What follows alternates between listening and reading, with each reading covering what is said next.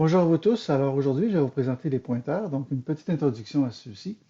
Alors j'ai ici deux variables, int a dans lequel la valeur vaut 2, et j'ai ptr1 dans lequel je veux qu'il s'agisse d'un pointeur. Alors comme je veux qu'il s'agisse d'un pointeur, je vais le précéder par le symbole étoile. Donc en plaçant l'étoile, automatiquement mon ptr c'est un pointeur. Et puis, je vais prendre l'habitude d'inscrire nul ptr entre parenthèses, c'est-à-dire lui mentionner que le pointeur présentement pointe sur aucune case mémoire. Donc ici, j'ai le contenu de A. Donc pour afficher le contenu de A, j'ai simplement à faire int A, comme nous faisons habituellement. Par contre, pour afficher l'adresse de celle-ci, alors je vais le précéder par un symbole et commercial. Donc ici, le contenu de ptr1. Alors pour voir le contenu de ptr1 et non pas l'adresse de ptr1, donc le contenu ici, je vais voir quel est en fait, si je fais comme ceci, ça va m'afficher l'adresse de A. Et puis ici, si je veux avoir l'adresse de ptr1, j'ai simplement à le précéder par un symbole et commercial. Donc si j'exécute, alors ce que je vais obtenir comme résultat, c'est le suivant, c'est-à-dire que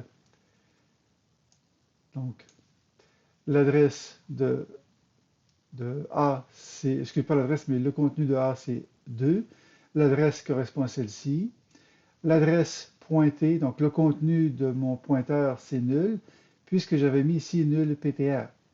Puis par la suite, l'adresse de PTR, ben, c'est l'adresse qui lui est propre à PTR, tout comme int A a sa propre adresse, alors PTR1 a sa propre adresse également.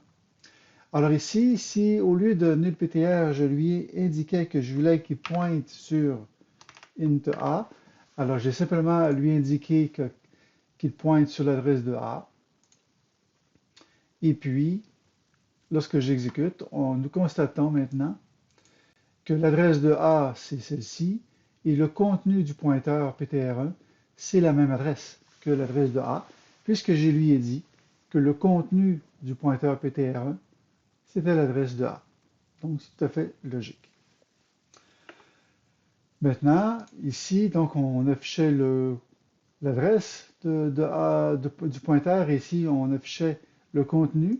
Mais si je voulais connaître le contenu pointé par l'adresse, alors je mets une étoile, et si j'exécute, alors nous devrions voir que le contenu, c'est effectivement 2, puisque nous avions vu précédemment que le pointeur pointait sur l'adresse de A, et comme le contenu de l'adresse de A, c'est 2, alors c'est tout logique que je puisse avoir également la valeur de 2.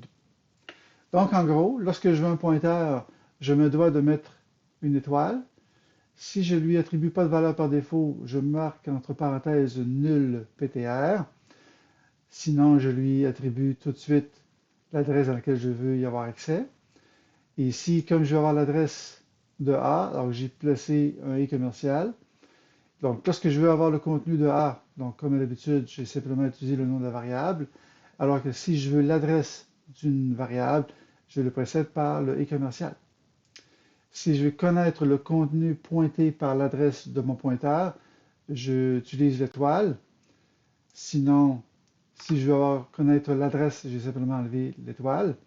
Et puis, si je veux connaître l'adresse, donc tantôt ici c'est l'adresse pointée, c'est-à-dire qu'ici c'est l'adresse de mon pointeur, alors j'utilise le et commercial, tout comme pour la variable int a.